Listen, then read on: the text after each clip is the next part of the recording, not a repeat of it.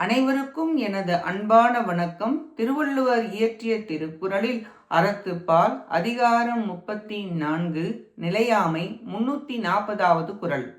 புக்கில் அமைந்தின்று கொல்லோ உடம்பினில் துச்சில் இருந்த உயிர்க்கு.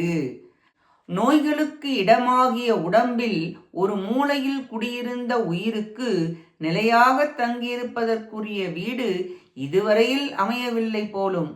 உயிருக்கு ஒரு சொந்த வீடு கிடைக்கவில்லையா? நிரந்தர வீட்டிற்கு போக மாட்டாயா? வாதம், பித்தம், சிலேட்டுமம் இவர்கள்தான் வீட்டுக்காரர்கள். நாம் வாடகைக்குதான் இருக்கிறோம். உயிருக்கு உடம்பு சொந்தமில்லை. இந்த உடம்பிற்கு உயிர் சொந்தமில்லை.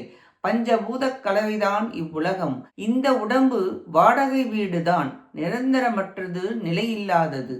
சொந்த வீடு என்பது பெருவீடு ஒன்றே நிரந்தரமானது என்று விளக்குகிறார்.